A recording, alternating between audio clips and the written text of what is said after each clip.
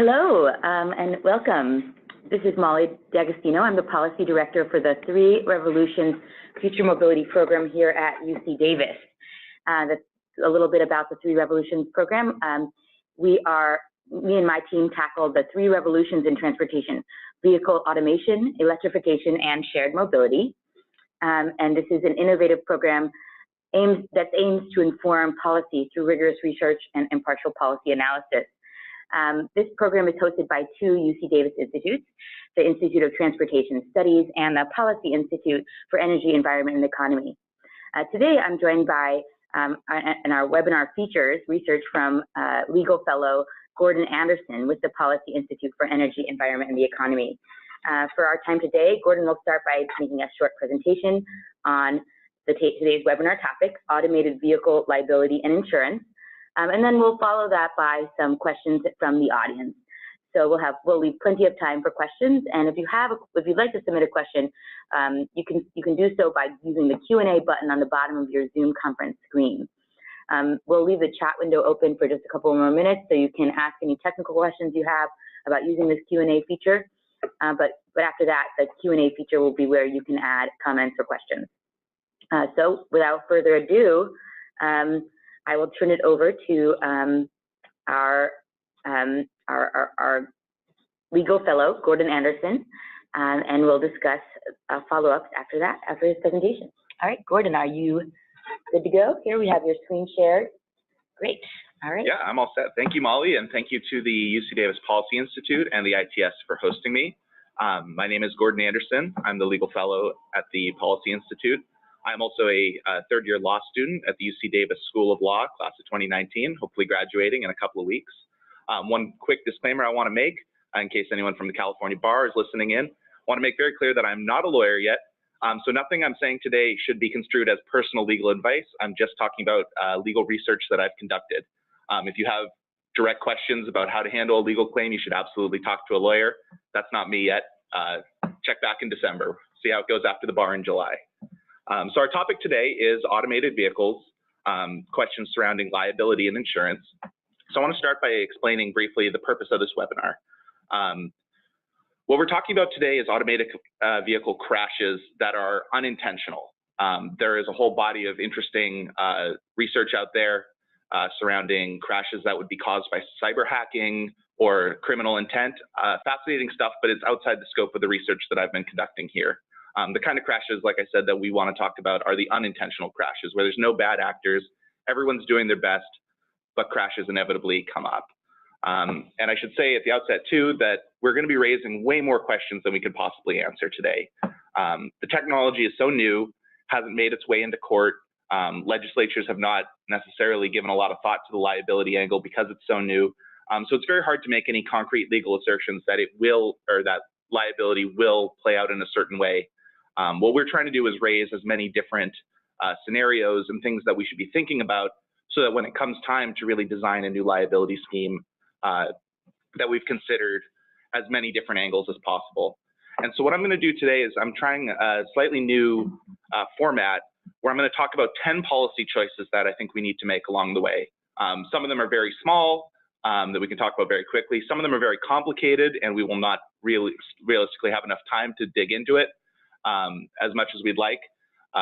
For example, the questions surrounding the liability schemes that we might use are incredibly complicated and technical, and we could very easily spend an hour talking about it. But since I suspect that many of the people listening are not lawyers and have neither the technical expertise nor, frankly, the interest in going down that rabbit hole, I'm only going to touch on some of those topics fairly briefly. If you have specific questions, I'd be happy to answer them in the Q&A.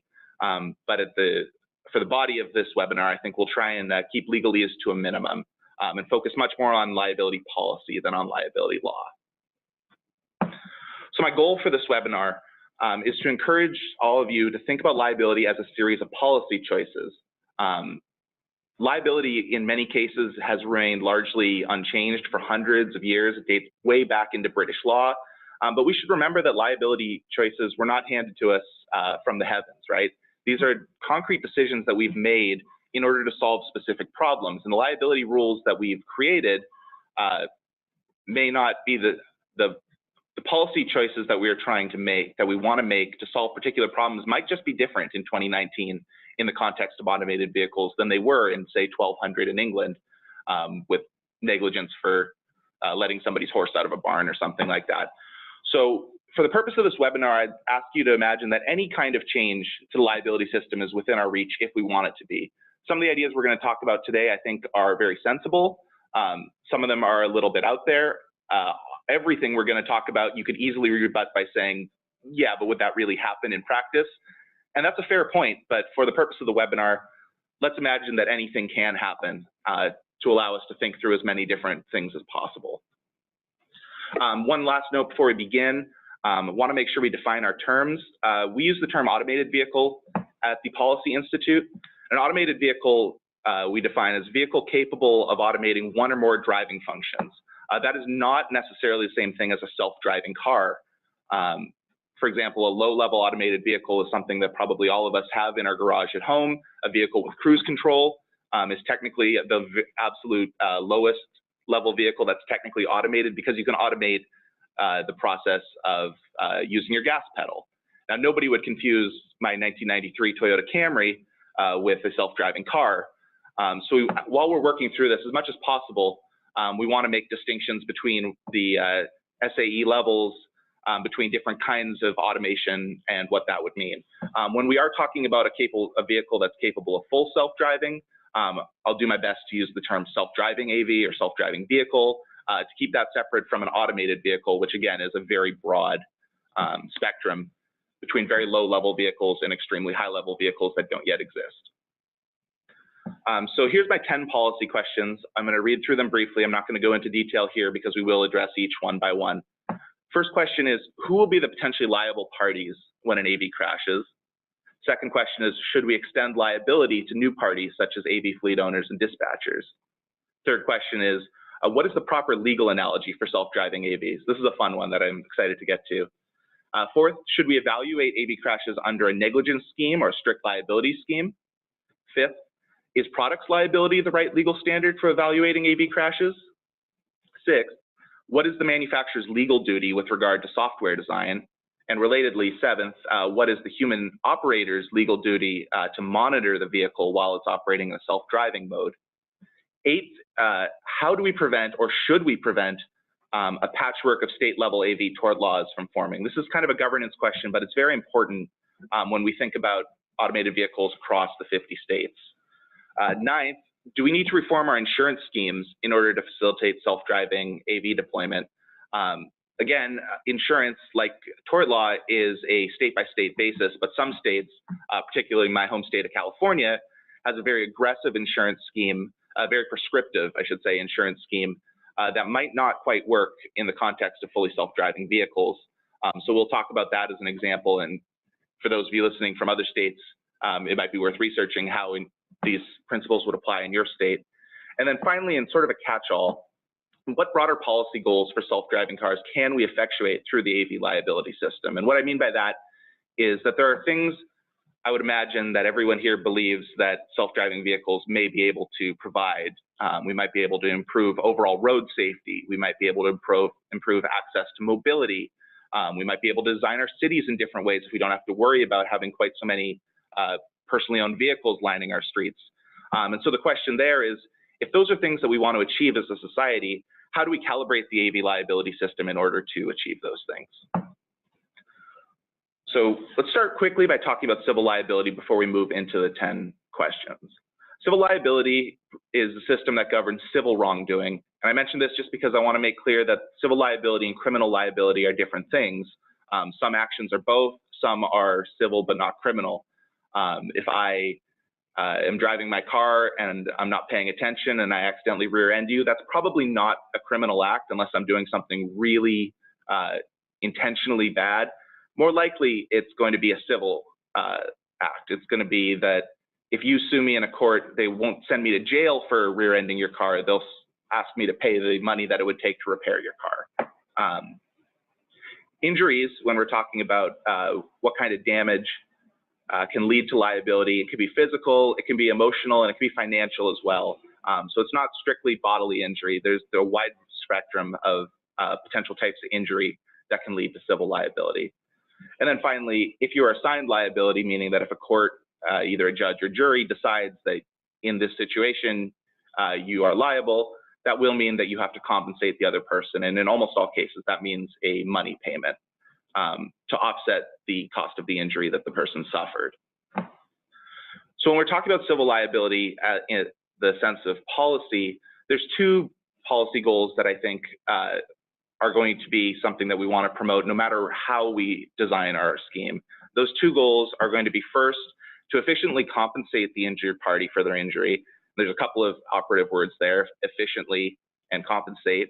And then second, to assign the cost of compensation to a blameworthy party. So when taking those in first and the second, when we're talking about efficient compensation, we're kind of thinking two things. We want speedy compensation, right? If a victim has been injured, especially if it's a bodily injury, but in any case, we want to make sure that they don't just get the compensation eventually. We want to get them compensated as quickly as possible. But with that said, we also want to make sure that we keep costs as low as possible, just as a matter of economic efficiency. We'll talk about that a little more in some of the context of the big policy questions that I brought up earlier. The second prong, to assign the cost of compensation to a blameworthy party, that's really a question of fairness. We want to make sure that whoever is ultimately held liable is someone who we can fairly, just as a matter of common sense, justice, and fairness, that we can say that party was at least partially or entirely at fault. So just to provide some sort of over-the-top examples, but that I think help illustrate the point. You could have an efficient but an unfair scheme, right? A perfectly efficient but highly unfair scheme would be to assign all liability for all AV crashes to Jeff Bezos of Amazon, right? He's rich, he can afford it. Every time an automated vehicle crashes, we just debit it right out of his checking account. That would be efficient. We can make it happen very quickly, but it's fundamentally unfair because most crashes are not traceable in any way to Jeff Bezos. You can think about that on the complete other side of the spectrum, and this is, I wouldn't say this is in any sense a popular opinion, but there is some literature discussing this topic, which is that there should be no civil liability when an AV crashes at all. If you're injured by an AV, tough luck, you know, the wheels of progress keep turning, and if you get caught in them, so be it. That would be efficient in the sense that the transaction costs would be zero, but it would also be unfair because people are getting injured with no opportunity to recover for those injuries. On the other side of one but not the other, we have the fair but inefficient scheme. And part of my thesis today is that litigation is often a fair but inefficient scheme. We trust our judges and we trust our juries to come to fair results, but it takes a long time and it can be difficult, and between court costs and just the amount of time it takes to get into court and the sort of emotional stresses of having to go through the litigation process, probably we will reach the right answer, but it's very inefficient along the way. Now, in the context of non-automated vehicles, we have a relatively efficient and fair scheme. And I say relatively because everyone has a problem with their auto insurer at some point. But for the most part, auto insurance works as an efficient and fair scheme. In the context of auto insurance, if you get in a car crash, the litigation in the majority of cases, you never have to go to court. You let the insurance settle it with another person's insurance or the other parties. You get your compensation quickly. The insurer takes care of everything behind the scenes. That's a good system if we can make it work. But part of the problem in the context of automated vehicles is that the existing structure for auto insurance might not apply, might not perfectly house the new issues that come up in the context of automated vehicles. And again, we're going to talk about that a little bit later. So I'm going to put that on hold right now. Last point before we get to the policy questions, I just want to talk for a moment about non-automated vehicle liability. About 93% of all conventional vehicle crashes are attributable to a human driver error. And when we're talking human driver error, we're talking about a mistake that a human driver makes. There is a wide variety of things that could be deemed a human driver error. Common ones, driving while intoxicated, not paying attention, texting while driving, speeding, failing to obey stop signs, red lights, all these sorts of things. These are human driver errors. And the vast majority of crashes, and then ultimately the vast majority of the huge number of injury crashes and even vehicle fatalities that we see on a yearly basis in America are directly attributable to driver error. So what that means is that in the majority of cases, liability is assigned to human drivers. We are used to the idea that most car crashes are because of a human doing something wrong, and that means that the human should be liable, except in very rare circumstances. I want to introduce one of those rare circumstances that we think is going to be a lot more common in the context of self-driving vehicles in particular, which are crashes that are attributable to the vehicle itself. When we say crashes are attributable to the vehicle, some of these crashes are not because of an error by the manufacturer. Some of these are still human errors. Failure to replace your tires, failure to replace your brakes. These are errors that humans make, and humans are still liable in these situations. But there's a small sliver of this 2% where something just goes wrong with the vehicle. It's improperly manufactured, it's improperly designed, and in those cases, we assign liability to the manufacturer. So just to reemphasize that point, the current system, 93% of crashes are attributable to a human, maybe 1% are attributable to an error made by the manufacturer. And what we expect to see in the world of self-driving vehicles, for the reasons we're going to explain, is that those numbers are going to shift rapidly, and at a very high level, they might actually completely invert. So let's start with policy question number one. Who are the potentially liable parties that we are concerned with? And the short answer is that we don't know. There are a couple of reasons why we don't know. It's not because we didn't do the research. The first problem with answering that question is that this is an issue of state law, like we said. So there's going to be 50 different jurisdictions, plus the District of Columbia, plus our territories and commonwealths will be able to create their own rules. So it's impossible to say with any certainty that at the moment, because there's no federal lawmaking, that there is one clear answer to this question. Different states and realistically different courts within different states may well come to different conclusions about it, about who should be liable. The most likely candidates that we've identified are probably AV manufacturers and AV operators. The AV manufacturer is kind of a way that we've combined two different parties into one. You can think about that as the manufacturer of the vehicle itself, or you could think about that as the manufacturer of the vehicle's self-driving software. That could be one company, an example being Tesla, who both manufactures the frame of their vehicles and then also the self-driving software that they use to power those vehicles. Or it could be two separate companies working in partnership. And you see this, for example, with GM Cruise working together.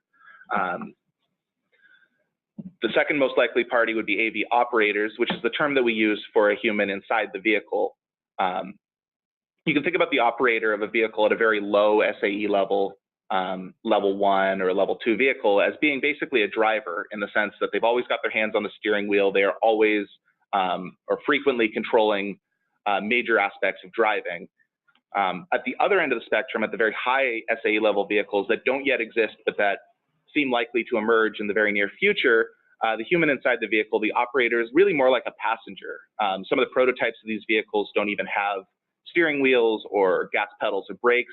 The human inside these vehicles may have no ability whatsoever to control the driving of the vehicle. So SAE level is going to play a big role here. Also, while I'm here, I want to introduce two new parties that the Policy Institute has identified as likely to emerge in the upcoming ecosystem of self-driving vehicles, specifically self-driving AVs. Those would be AV fleet owners and dispatchers. The AV fleet owner, we imagine, is a party who will own multiple self-driving AVs, probably for the purpose of loaning them out for ride-hailing purposes. So you can imagine that I win the lottery tomorrow, I go out, I buy 100 self-driving vehicles, and I send them out contracting through someone like Uber to offer rides, and then to make me some money along the way. We imagine that kind of party could emerge, especially because these vehicles, self-driving vehicles, when they come on the scene, they're going to be extremely expensive. They're going to be hard for most people to be able to personally own. It may not even be, as a policy matter, advisable to promote personal ownership, but in any case, we think it's much more likely that some very wealthy persons or conglomerates are more likely to own the vehicles than individuals themselves, at least at first, while the technology is very expensive. And then second, we mentioned transportation network companies as dispatchers. That would be the other side of the fleet owner paradigm, that would be companies such as Uber or Lyft that dispatch the vehicles on behalf of the fleet owners. It is not clear, and we'll talk about this a little bit on the next slide, what sort of liability these kind of parties could face, because there's not a great analog in existing law for what they do.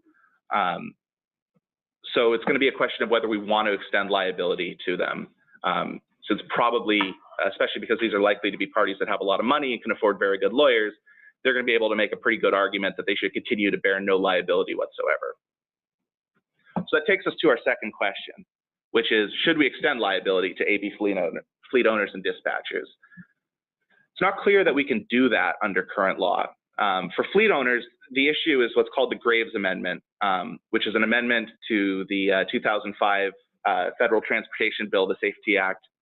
And what that law put into place was the idea that rental car companies can't be sued for vicarious liability. What that means in the context of non-automated vehicles is that if I rent a car from Hertz and then I crash my car and injure somebody, I can't turn around and sue Hertz anymore, saying that because you let me borrow the vehicle, actually you're the one at fault, not me.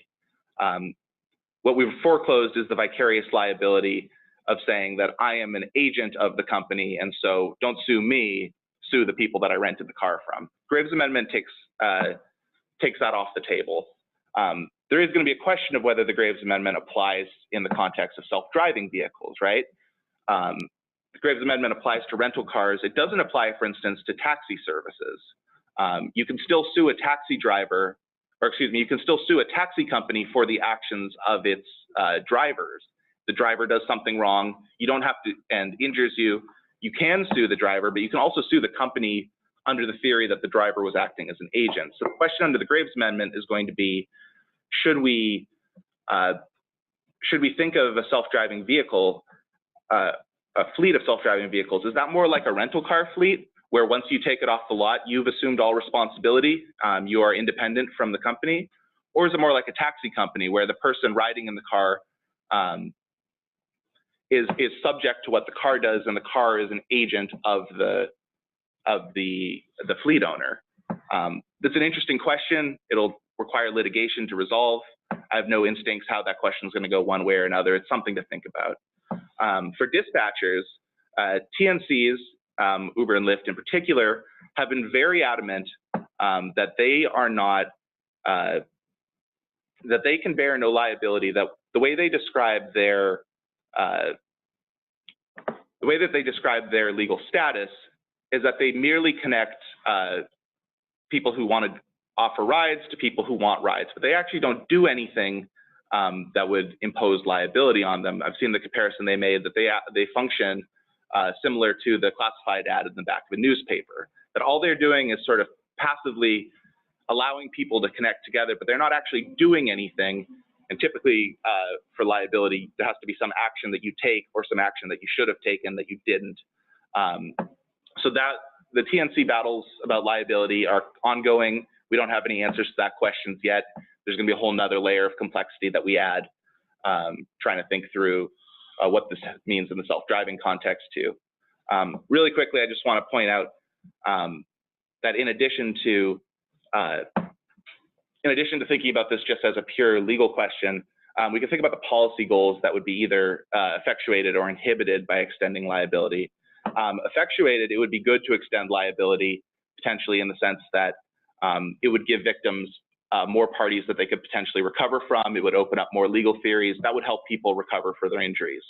On the other hand, if we want to promote fleet owners and TNCs as viable parties because we want to make sure that, or we want to promote the idea that personal vehicle ownership isn't necessary, we want to create a robust ecosystem of these vehicles and of a ride hailing, then extending liability, sort of creating new liability for the purpose of fleet owners and dispatchers might be kind of counterproductive there. It might push us more into a model of individual ownership to avoid the potentially massive liabilities that those companies might face. If they face too big of liability burdens, they might just not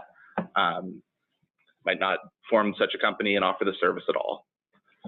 So let's move to question 3. which is a fun one. This question is, what is the proper legal analogy for self-driving cars? One of the assumptions that we tend to make is that a self-driving vehicle is very similar to a conventional vehicle, that there's sort of that we can translate policy from one to the other. Maybe it needs some minor tweaks, but for the most part, a self-driving vehicle is just a conventional vehicle, plus a slightly new twist on things. But a lot of legal researchers that I've read have suggested that maybe that's not the right approach, that maybe there are other analogies we can draw that would actually help us think about self-driving software, self-driving vehicles in a new way.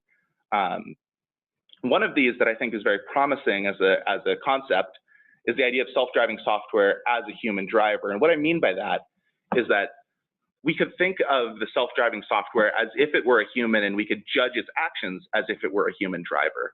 As a policy matter, that makes sense, right? Because what we want to do is to promote,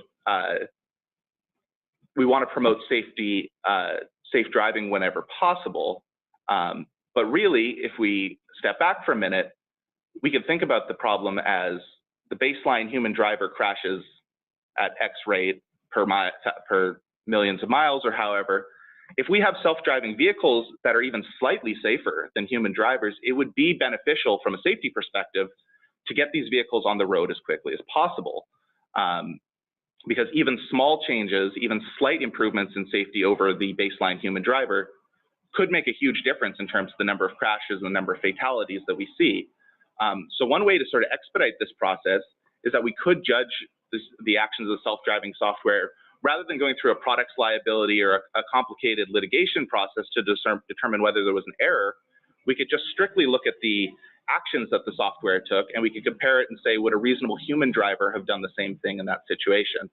And if so, if the vehicle did exactly what a reasonable human would do, then we could call that non-negligent, and we could move on from there. On the complete other end of the spectrum, some people might argue that self-driving AVs are inherently dangerous. They're a kind of risk that as a society we shouldn't take. We could think of self-driving AVs as an untamable wild animal. And for any of the lawyers out there, you'll probably recognize that what I'm doing here is describing self-driving vehicles in a strict liability sense. If you want to have a lion or a tiger in your house, you can do that, assuming it's provided for by law. But if that lion or tiger injures somebody, even if you did everything possible to prevent the injury, even if you rose to the highest possible level to not be negligent, you will still be liable for that bite. And this is a concept that is actually kind of different from the normal negligence standard that we use to evaluate most things that humans do.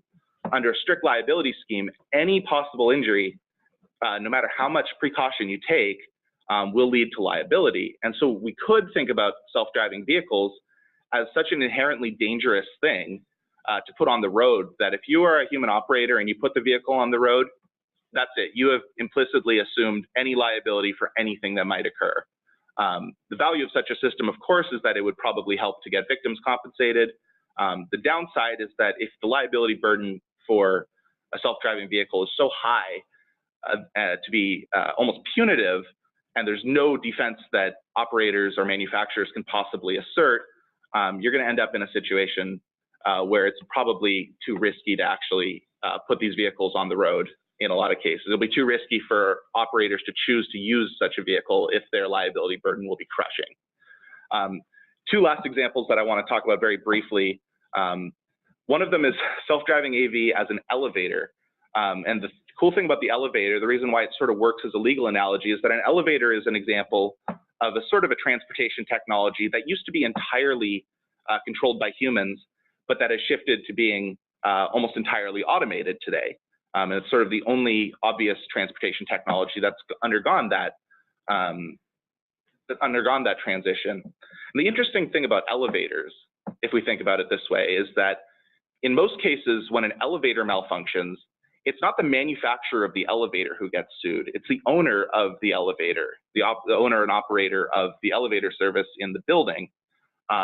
Translating that to the context of self-driving vehicles,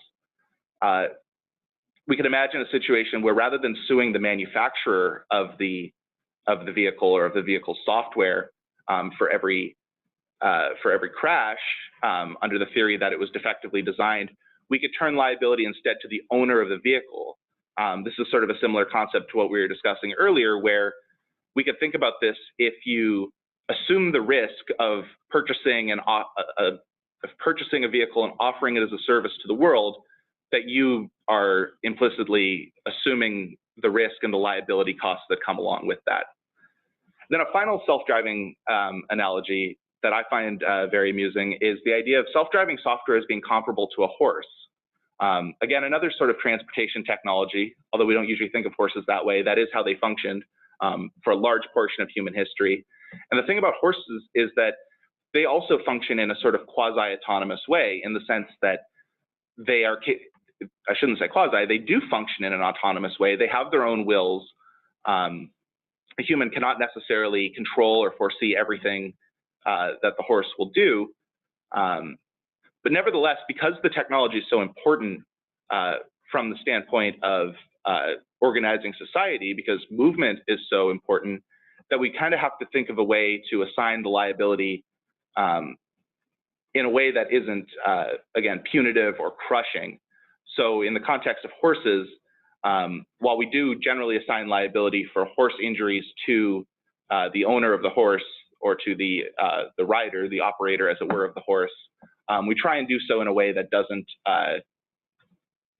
make it so unprofitable or so dangerous to use the horse that we don't, that we discourage its use. So moving on to a topic that I've kind of danced around, and now we'll just go ahead and jump right into it, which is this concept of whether we should evaluate using negligence or strict liability. This is a hard topic to discuss in a succinct manner. So I'm not going to go down all the possible rabbit holes that you could go through with this. I just want to quickly make this point. The difference between negligence and strict liability is that under a negligence scheme, you have to demonstrate a negligent act. There has to be something that a person or a manufacturer, whoever is being evaluated for negligence, there has to be something that they did or failed to do that was in itself negligent. Strict liability does not require any showing of negligence. You just have to basically show causation. You have to say you did a thing that was prescribed, it caused an injury, there we have it. Going back to negligence quickly, I said you do or fail to do something that constitutes negligence. When we talk about negligence, we often can think about it in the context of what's called the reasonable person, the reasonably prudent person, which is a legal fiction where we imagine a character who doesn't exist, because such a person couldn't exist, but that we can use as a reference. And the reasonably prudent person has perfectly ordinary skill, not a Superman, but they always make good and smart decisions and reasonable decisions in every context. So what we do when we're trying to evaluate negligence, because there are an enormous number of situations that you could argue are negligence, there's always going to be new situations that aren't covered by existing case law or by statutory law, where we're trying to figure out, was there an act of negligence here? We ask ourselves usually, what would a reasonably prudent person have done in this situation? We're talking about someone who's driving a conventional vehicle down the street blindfolded, and we're trying to decide if that specific situation is negligent. We say, would a reasonably prudent person drive while blindfolded? The answer is almost certainly no. The person who did that is almost certainly negligent. That's an easy case. Where negligence gets a lot harder is where we start thinking about inaction or actions that were difficult to foresee. So putting that on hold and jumping back to strict liability, the advantage of strict liability is in those situations where it may be difficult to foresee, where it may be difficult to decide what a reasonable person would have done. Strict liability dispenses with that sort of factual analysis entirely and just asks the question, did this, how do I put this? Did the prescribed act, the thing that we decided would be governed by strict liability, occur? And if it did it cause an injury? And assuming that it did, that takes care, that's all we need to prove. It doesn't matter in this context whether the person took every possible step, every possible precaution to prevent it. If it occurred, then you're liable. Turning this quickly to the context of self-driving vehicles, we can think about this in terms of either the manufacturer or the operator. For the manufacturer, if we want to use a negligence standard, then we would allow manufacturers to be able to say, look, we took every possible step.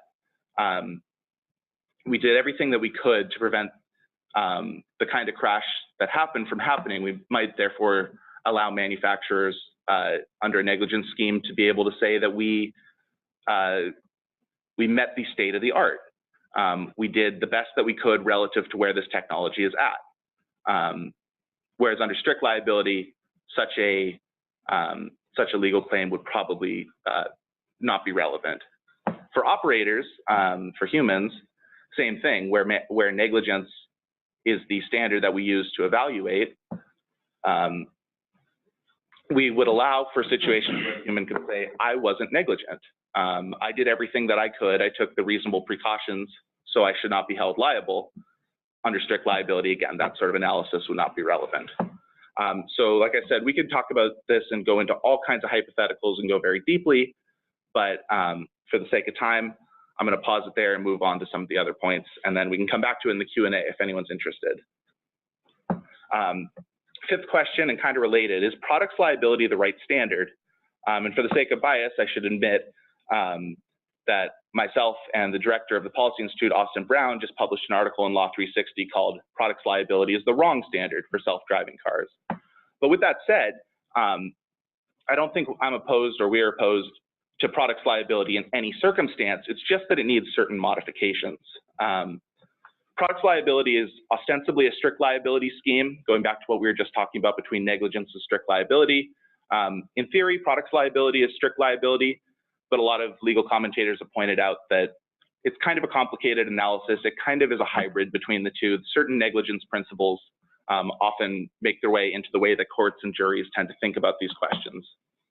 Products liability is when the claim that you bring against a manufacturer is that the product that you sold me was defective and it injured me. So the big question for products liability is whether a product was defective. That's what the bulk of the legal analysis that courts do needs to resolve. The problems with products liability in the context of self-driving vehicles, first, it's almost inevitably a long and complicated litigation. Because it's long and complicated, it's expensive, requires a lot of attorney's fees. There's also an evidentiary problem in one context. And that context is if a plaintiff wanted to bring what's called a design defect theory under products liability. The design defect theory asserts that the product was designed in a way that it was simply unsafe, and that there was a reasonable alternative way that they should have designed the vehicle, but they failed to do so. Sort of the paradigmatic example of the design defect theory. Some of you may remember in the 70s, the exploding Ford Pinto. Ford Motor Company designed the Pinto, a very small car, and in order to save space, they placed the gas tank of the vehicle in the back of the car, which turned out to be a problem when the car was rear-ended. It tended to cause the gas tank to ignite and to explode. That's an example of a design defect where the vehicle was just designed in a way that was inherently unsafe. And so we can try and translate that concept to self-driving vehicles, and specifically to self-driving vehicle software. We can ask, for example, whether the software was defectively designed or not. That's under a products liability approach, that's probably the kind of case that a plaintiff would need to bring. If you were injured by a self-driving vehicle that, for whatever reason, swerved off the road and ran you over or something like that, you would have to assert there was a defect in the vehicle's coding that led it to swerve and to hit me. That makes it a defective product. That means that you should be liable under products liability. Problem is, when you assert that a product is defective, you very often have to, or you should theoretically always have to prove what exactly the defect was. It's not enough to simply assert that the product was defective, and there's not always going to be available a sort of inference that you can draw where you say, because the vehicle swerved, that means it was defectively designed. Courts aren't necessarily going to accept that unless and to my last point on here, unless we start to see a radical expansion of what's called the malfunction doctrine. The malfunction doctrine is currently, it's not practiced in every state, and where it has been used, courts have been really hesitant to expand it. But the concept is that in some cases, for example, if you're using if something causes your house to burn down, some product in your house starts a fire, everything burns down, and so you can't recover the thing that actually caused the fire, so you can't prove the defect because the product itself is so badly damaged and destroyed that you can't get useful information out of it. In some cases, we can use the malfunction doctrine to fill the gap. In some cases, we can use the malfunction doctrine to say, look, it's pretty clear that this thing caused the fire. We can make an inference that something had to have been defectively designed in it, even if we can't pinpoint the exact thing. But we can draw that inference from that. But again, like I said, this is potentially a doctrine that can fill the gap, but again, not accepted in every state. And where it has been accepted, it's often been limited and only used in very rare circumstances like the catastrophic fire I described.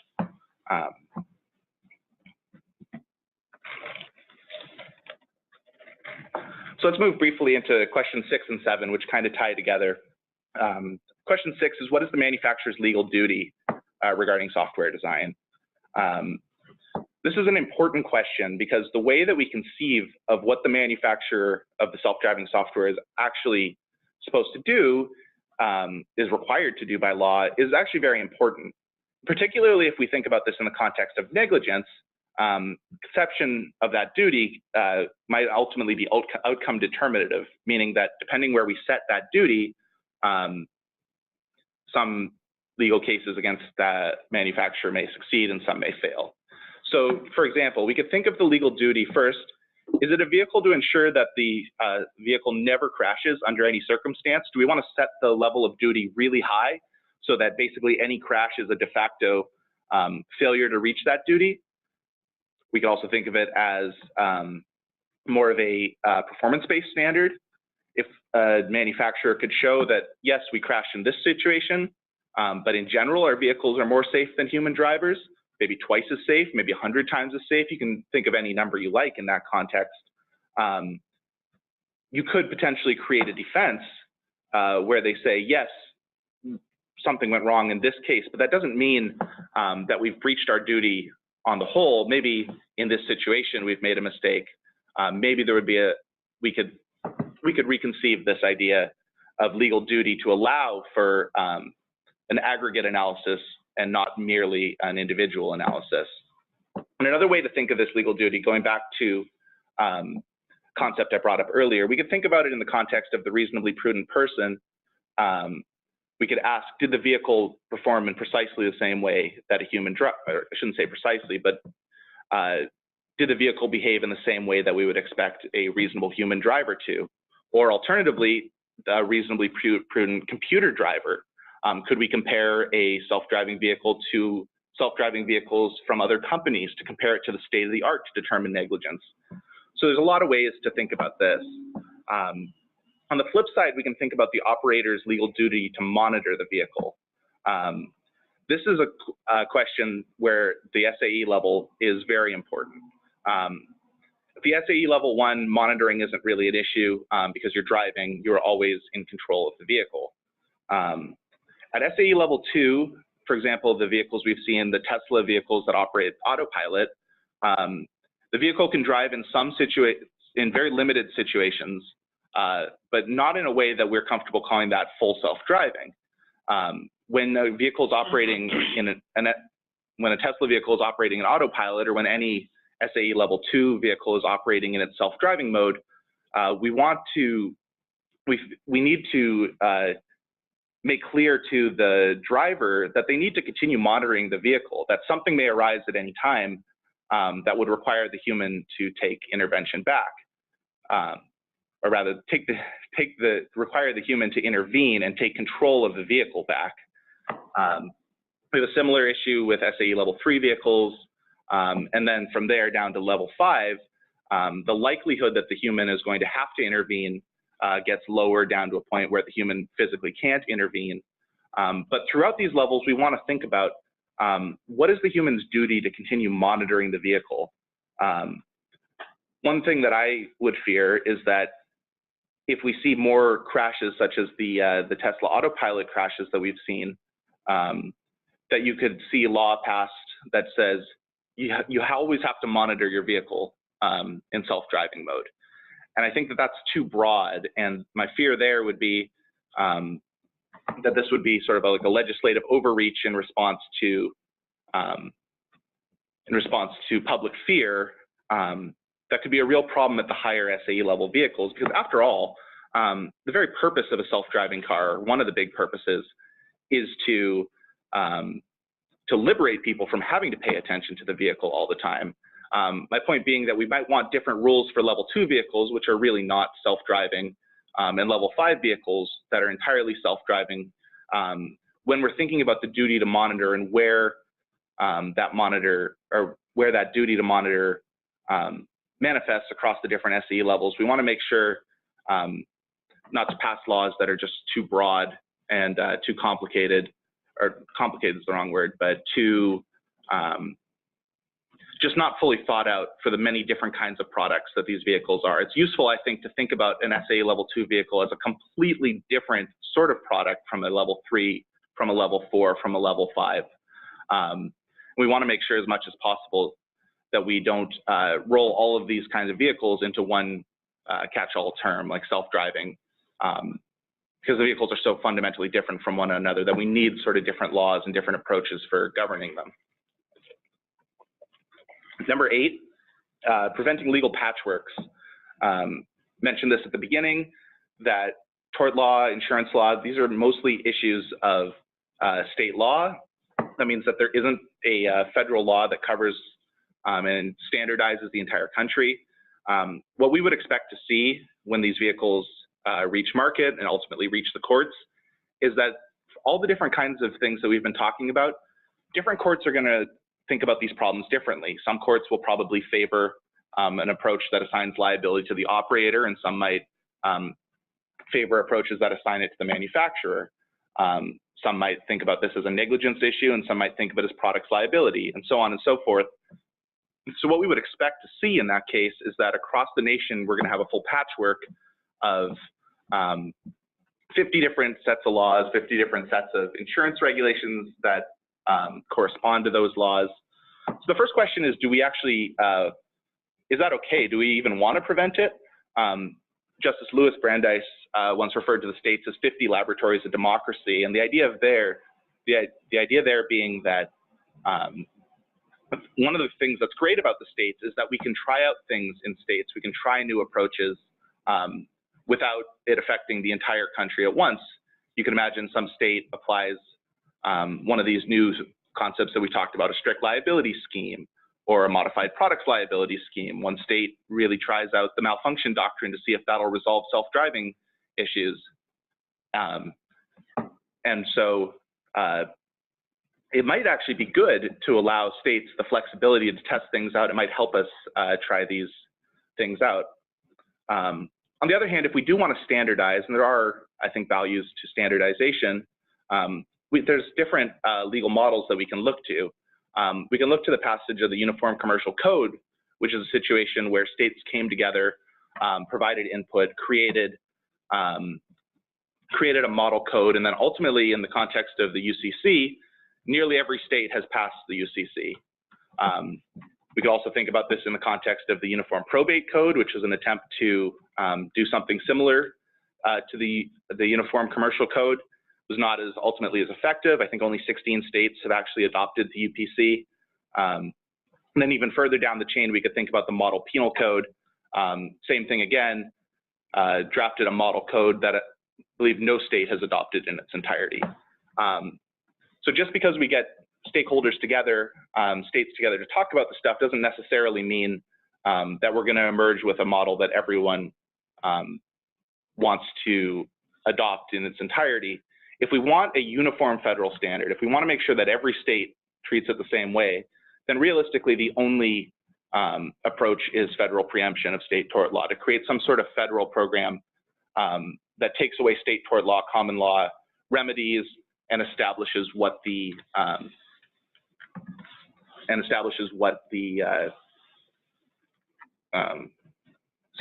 establishes a uniform set of tort remedies. One last question that I'll get to, and then we'll move to the Q&A. I see we're running a little short on time, is the question of insurance reform. We would submit that in California, there are insurance reforms that are necessary in order to facilitate self-driving software. If anyone is interested, you should check out at the Policy Institute's new paper, Insuring Automated Vehicles in California, forthcoming, should be coming out in a few weeks. We dive into these issues a lot more deeply than we can here. The fundamental question for insurance is that what we are going to need when self-driving vehicles reach the road is that we need insurance regulation schemes that could permit relatively rapid rate changes. Because the safety rating of an automated vehicle, a self-driving vehicle, can literally change in an instant thanks to over-the-air safety updates.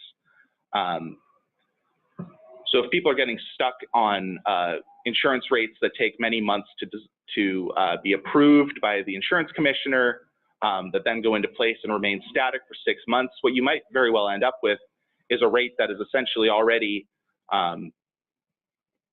not reflective of the actual risk of the vehicle before it even gets used, and even further distanced from the actual risk that the vehicle poses by the very end of the policy.